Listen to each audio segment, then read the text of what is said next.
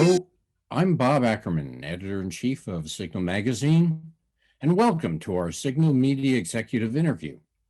Our guest today is Dave Erickson, Senior Director, Solutions Architecture, Elastic. An engineer by trade, Dave is the co-founder of the federal practice at Elastic. Dave, welcome.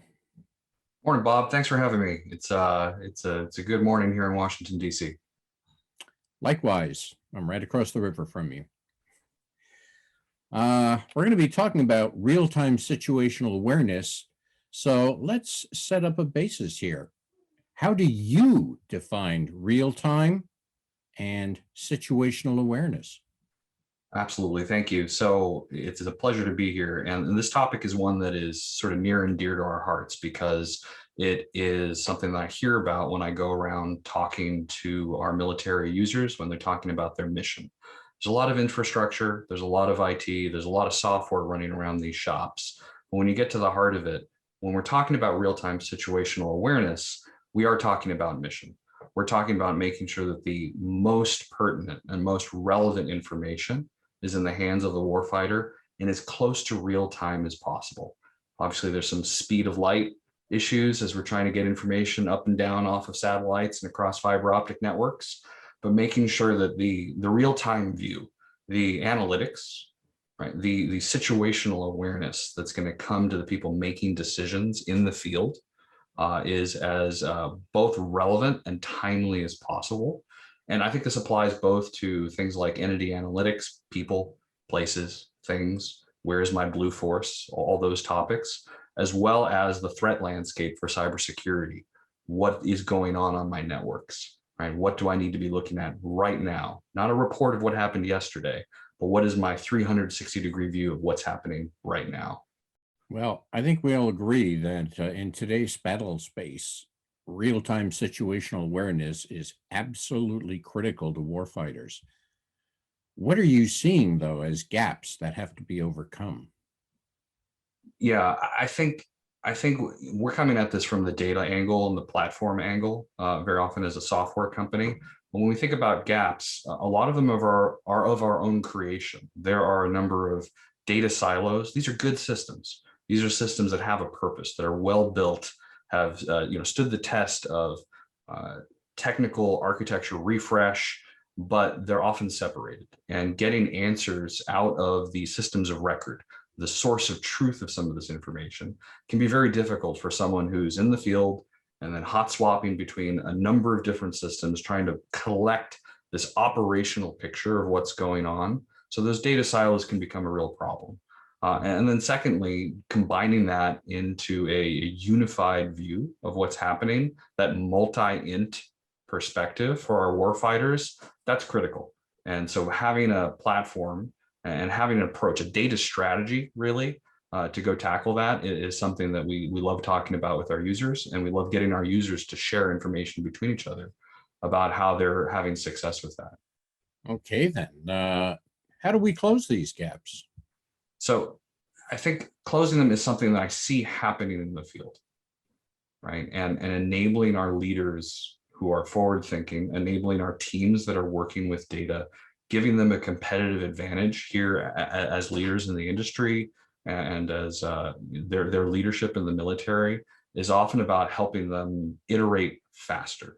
We can plan and we can plan for multiple years, but finding those teams that are ready to find the low-hanging fruit to solve some challenging problems is important. I think we've all heard about OODA loop, right? And tightening that decision framework that we like when going after our toughest problems and staying competitive. So thinking about our data challenge in that mindset is something we absolutely like doing with the real-time platform, with handling data. So finding a way to get that situational awareness and make our decisions faster is not just about the business decisions, but it's also about the way we make software and the way we roll out programs. There are Navy programs and Air Force programs and Army programs that are trying to tighten that loop and make sure that they're able to use that data as a competitive advantage to move faster than the adversary, even if that adversary sometimes is our own breaking into our own systems in terms of process to get the information that is our data. And other times it's just to know where the enemy is, right? Whether it's a cyber threat, or whether it is in an actual war space physically, understanding where things are in the world, in space, in the air, wherever that happens to be. If I can just follow up on that, you mentioned knowing where the enemy is. You also need to know where the friendlies are, correct? Absolutely. I think just even from a geospatial perspective, knowing where the enemies are, and also knowing where your friendlies are very important. Whether that's geospatial tracker, something like a Blue Force tracker type of system, or whether that's understanding where my friendlies are and what I need to make them effective. So we start getting into the supply chain of what we use to help our warfighter and what we use to make sure that they are mission capable, and understanding that supply chain and not just the warfighter, but also all the infrastructure supporting them and making them be field ready, right? Not just in lethality, but also in their readiness to deploy, making sure all that is secured, as well as ready to go and well understood. We want to close those blind spots for our operators in the field, and understand that we've got that handled. We have the data. Sometimes we just have to put it in the right hands. So then how does all this scale? So when I think about scale, and I come from the database space, so it's very easy to dive straight into the technical weeds of scale. Oh, I need horizontally scalable software. I need something where I just add a node. I need it to scale in the cloud or scale on-prem. That's a solved problem, right? The technical stuff, we can go and turn to the technology companies, and we can ask them to just make better software. And that's going pretty well. I think when I think about scale, I also think about process. I think about people, and I think about adoption. I think we have to talk to the mission and ask them, what do they need to do to adopt and also roll out a platform at scale? When I talk to, say, the cyber protection teams out in the Army, it's not just, does the tech work? Lots of tech works, but they want, is this a piece of technology that I can give to someone who's only going to be on station for a few years, that they can train up fast, understand those skills, use them to hunt the enemy, and then take those skills with them to their next command, take their skills with them to their next posting, and be able to use that technology elsewhere. So the openness, the non-proprietary nature of the data exchange, right, and the way that we're allowing our teams to collaborate can play a big role in making sure that the mission scales, not just the technology. Can you give us any examples of how this scalability is achieved today? I can. I have a unit in the Missouri National Guard that I'm awful fond of. Most cyber, their Army Air National Guard. And in the early days, when I talked to cyber protection teams in enlisted military, they would describe themselves being guard bombed. What on earth does that mean? And say, well, there's something bad's really happening, and we're overwhelmed, and someone thinks we're overwhelmed. Sometimes they get a National Guard team that has flyaway kits and can come in and help us. And they come and they tap our networks, and they do everything possible to help us. It's the governor, it's a general, someone has sent them to help us. And well, they come in and they hit us like a wrecking ball with things that are not quite in our process. But then the teams start talking to each other, and they start collaborating, and they start pointing at, did you know that this software is free and open? Did you know that this platform can handle a lot of the data that you're dropping on the floor, because the thing that they built for you 5-6 years ago isn't technically scaling, but also it isn't flexibly scaling. It isn't adapting to the new challenge. You have this type of network data. You have this type of audit log. You have this type of insider threat information you're going after. And they start showing each other these capabilities. And the next time we go to that Army unit, they've stood it up on their own, right? They've gone and tiger teamed and thought about their problem, right? And started having our users, right, and our warfighters in the field going and adapting to the challenges that they see. So an example of that scaling is that real cross-pollination of a solution amongst our soldiers. And it's something we should encourage, as long as we can also make sure that we lock down the most critical information and think about the security of the systems we're using to defend ourselves as well. Security, Yeah. that's the magic word. How do you protect the dashboard and all of the data that adversaries would like to get their hands on? It's important to think about, especially in this fast moving space. I like breaking it down in my head into two sides. There's security engineering and there's compliance, and they are both incredibly important. I think we talk about zero trust and zero trust networking a lot right now. I want to know that that the computers in that unit have a history of being well secured in order for them to connect to certain things. Not just that they're secure today, but that they have the right password, but they have a history of being a well-run shop, right? That they have a history of behavior, so they can take behavioral approaches to compliance as well as to authentication and authorization. So all that compliance stuff is incredibly important, and it's an OODA loop problem, right? It's not a standing still type of problem. It's a dynamic problem. And dynamic approaches, I think, will win out. But when we talk about the data and when we talk about the dashboard, something I like reinforcing with people as an engineer is that we do need defense in depth. We do need to think about the security of the dashboard and the security of the APIs and the security, maybe even the databases themselves. And I want that dashboard locked down all the way down into the deepest systems, because the systems are capable of it. And I don't see those techniques and I don't see those ways of protecting data get used often enough. I think we're used to this world where only the admins have access to data because the system is completely air gapped. Even in our most sensitive data stores now, in this time of information sharing, those systems are networked. And I think we can't think of our private network as something that is 100% secure anymore in the world of zero trust. And I think we have to think about securing it all the way down to the data store, whether it's using role-based access control or attribute-based access control, all the CAPCO markings we know and love in our paper documents. We should be securing that down to our cyber data and our real-time situational view of our warfighter, because that information is critical to mission success. And sometimes it's privacy or even its ability to keep it away from folks who aren't supposed to be seeing it. That's going to be important. That's going to be very important when that data is being used in the real world. But how can you accommodate future unplanned data strategies? That's a fantastic question. So there are whole companies that change their name to being able to predict the future somehow.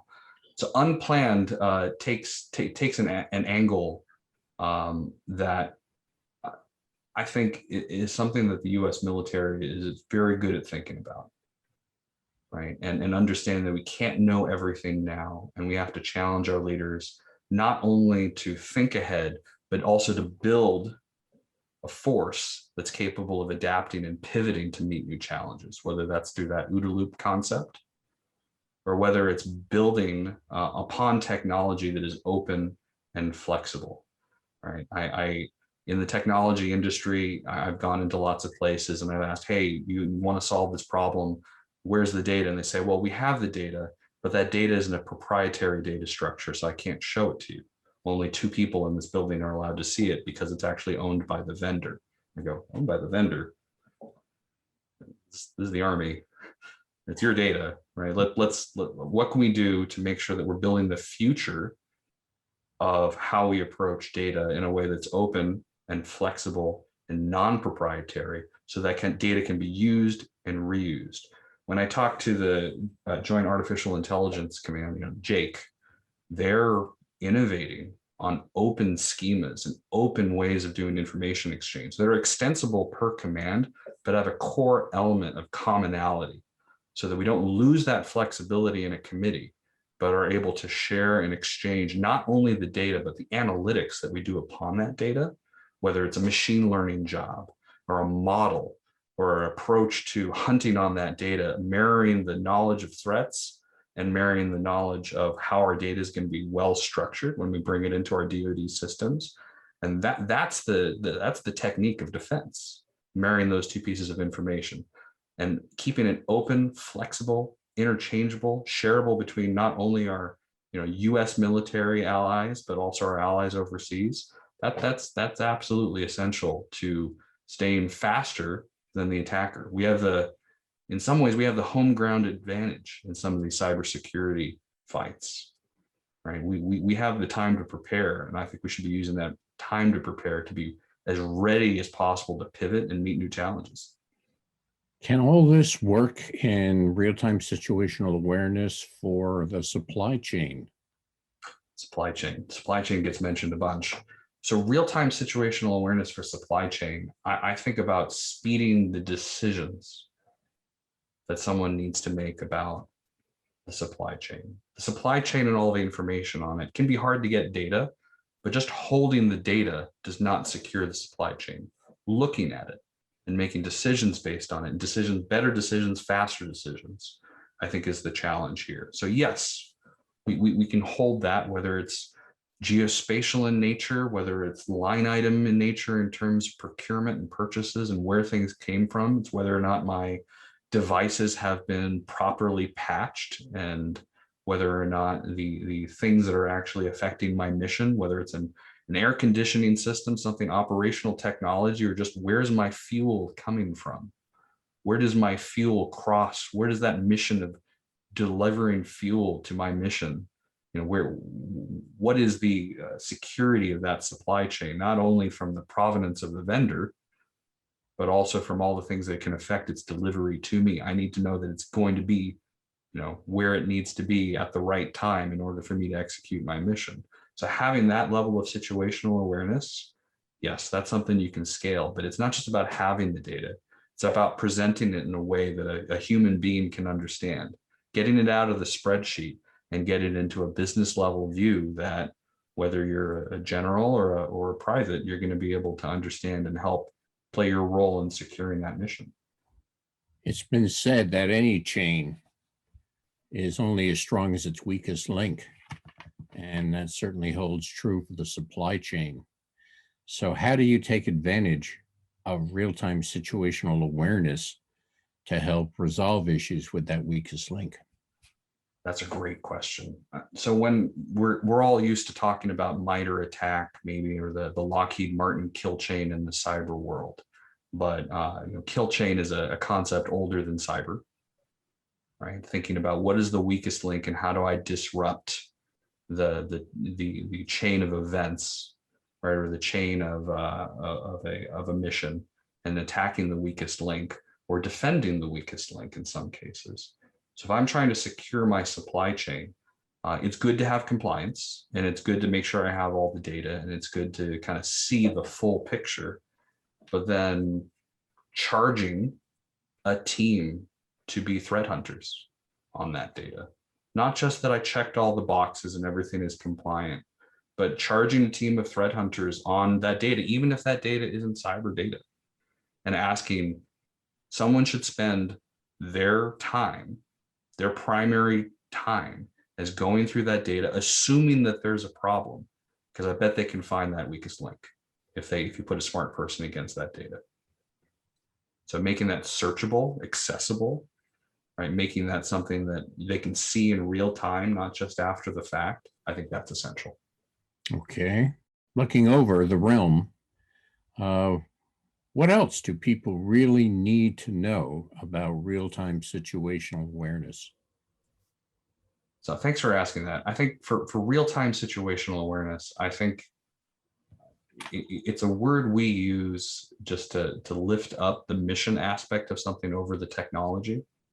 Right? Technology is just an enabler, but when you're talking to your advisors, when you're talking to the consultants, when you're talking to your leaders, thinking what is most essential here to my mission assurance, and what view do I want of the world? Imagine I'm securing an airport. Well, what are the things I want to know, and how can I make sure that those are on the wall on a dashboard every single day I walk into work?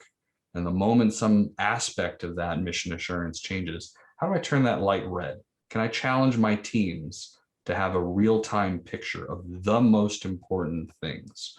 What is the landscape that I'm trying to defend? What is the landscape of my AOR? And getting that information in front of everyone in my team, top to bottom, and making sure we're all operating on a common picture and a real-time picture. I think that's the thing I'd like to focus on. Okay, then. Well, Dave, I want to thank you for your insight and observations. To the audience, I want to thank you for viewing. Be sure to catch our webinar with Elastic on this topic on October 12th at 2 p.m. Eastern Time. This has been a Signal Media Executive video.